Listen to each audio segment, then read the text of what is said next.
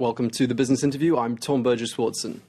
Now, if managing people day to day is something you do, then you'll know that it can be the most time and cash consuming aspect of running an organization or division. Well, if you want to know more about how to get the most out of your staff and boost productivity, then my guest today could have some valuable insights for you. His company can count tens of thousands of organizations in some 100 countries as clients, amongst them more than half of the Fortune 1000 companies. Aron J, Chief Executive of Kronos Incorporated, thank you very much indeed for joining us. Now, you've been working at that company founded by your brother since the latter part of the 1970s, so you know better than anyone. What does workforce management actually mean, and what does Kronos do? Sure. Thank you, Tom. What Kronos does is we help companies effectively manage their workforce. What's interesting is the single largest expense of just about any organization is their staff, their employees. So what we do is we help companies try to optimize that asset, that investment in their employees in terms of helping them make sure that they're following the rules to pay people accurately, help them have the right person in the right place at the right time through scheduling systems, also make sure that they get the most out of that investment around those employees.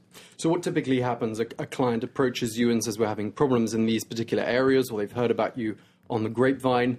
They approach you, and where do you take things from there? Do you send in auditors to come in and assess the situation? Talk us through the process. Sure. So we have organizations approach us, or we approach them. We see a need, and we talk to them about the fact that oftentimes employees are viewed as an expense to an organization. And we believe that if an organization can look at it more strategically and view that employee as an asset, as a competitive asset, that they can differentiate themselves competitively. We introduce them to what our products do in those important areas, and they seem to be interested, and it's really helped fuel our growth and move forward. And real benefits, a real return on investment, something that's measurable, we can show our users, and they see evidence of that by using our system. So there'll be some people watching who aren't familiar with the term workforce management. That's what you do, that's what you specialize in. Tell us how it's evolved over these 4 decades that you've been at the helm, more or less, of Kronos. Sure. So at its most simplest form, what we do is we keep track of when people come to work and when they leave work. And we apply the various work rules to those registrations so that we make sure people are paid accurately. So when we started the company over 30 years ago, we were focused really just on that. Since then, it's evolved aggressively and actively, where we not only keep track of when people come and go, but we keep track of what they do while they're there. We help automate the hiring of staff. We help automate the scheduling of staff. So think of a retailer, for example, that historically a store manager would have to remember in their head all the variables around skill and cost and availability and preference and seniority to try to schedule the people to work in a particular area of a particular retailer or a hotel, for example. We automate that entire process. So we now make sure that you have the right person in the right place at the right time so that you can deliver superior service. Or if it's a healthcare, a hospital, you can deliver better patient care. Or if you're a call center, you can make sure that the calls are picked up quickly so that you can service your customers more effectively. But your solution is not a one-size-fits-all, is it? Because all these rules and regulations vary enormously, I'd imagine, amongst the 100 countries where you have a presence? It's a fantastic question. So, in fact, just about every country has different work rules, how they pay people. And it's really something that people don't understand and recognize. And it's what's driven really recently a change in our business, that organizations now are looking at their employees as a global basis, not just a country by country or region by region. So today, those Fortune 1000 who are using our product, they're thinking about how to use our products everywhere. So a Starbucks is using Kronos around the world, or an Apple is using Kronos around the world, or a General Electric or a Dell computer.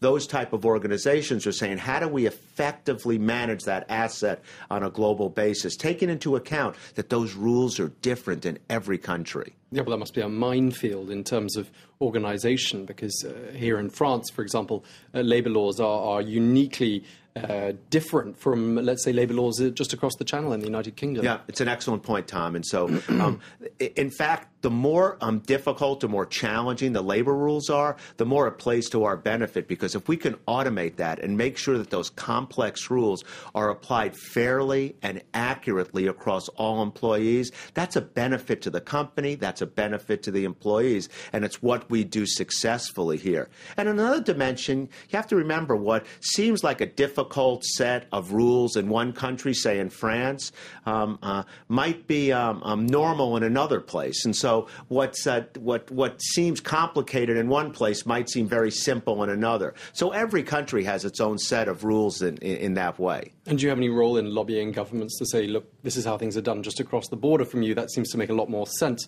Why don't you follow suit? We typically don't do that. And in fact, we never go and tell an organization that they should do things differently in terms of how they manage and pay their people and track that information. Rather, what we do is we say, we will automate whatever set of rules you've decided to do in your organization. Now, Kronos has just published some results. They're pretty impressive. Could you give us some insights? Sure. So Kronos has continued to grow through this downturn. In fact, most recently, the quarter we just finished, our product revenue grew almost 20%.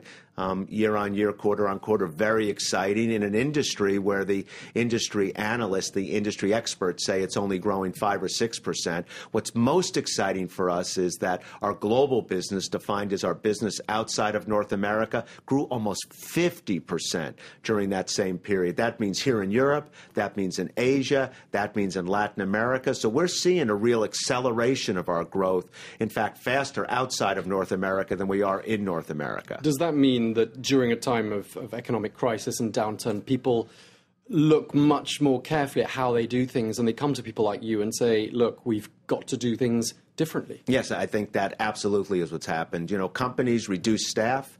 They still had a lot of work to do, so they had to make sure that they were using that staff more effectively, more productively, getting more out of those same or, in fact, less resources, and our product indeed helps do that. And it goes to this point I mentioned earlier that, organizations are moving from viewing employees as an expense to viewing employees as a competitive asset, as a differentiator to help them deliver better products, deliver better service, and just differentiate themselves from other people who are in their business. And do you think here in Europe, excuse me, do you think here in Europe we're a bit behind the curve? Are we somewhat behind, trailing the United States in that respect, in terms of recognizing that people are an asset? Yeah, so I think different parts of the world have different views here. My view is that Europe is advanced in lots of important ways, and leadership in Europe want to go use tools like ours to effectively manage their workforce.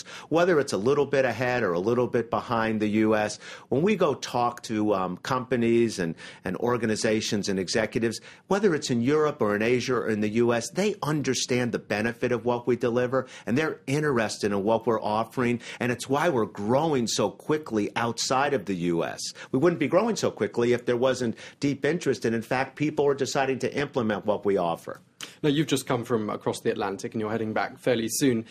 Give us a sense of how things are right now. How is the sentiment, and should we believe these indicators that we're receiving that things are indeed picking up in the world's largest economy? Yeah, it's a good question. So let me just say, I'm an optimist by nature. I believe that things go up and down, but they always improve over time. And I think we're seeing that in the U.S. Tremendous bump along that road, if you will, in 2008 and particularly 2009. But it's clear that things are improving.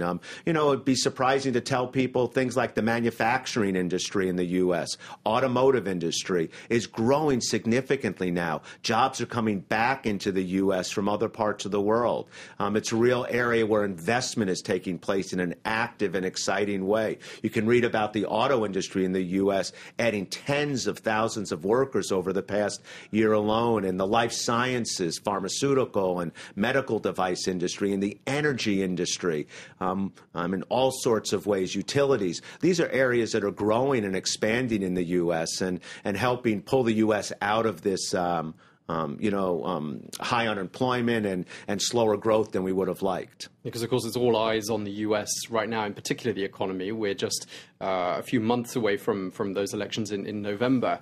And, of course, these good results are definitely going to be played as trump cards by the Obama camp. Yeah, I agree with that. I think that while I'm not a political expert, I would say my observation is that organizations and countries the same way tend to support people, support systems that seem to be improving. And so if things keep improving in the U.S., I think it may benefit the current administration significantly.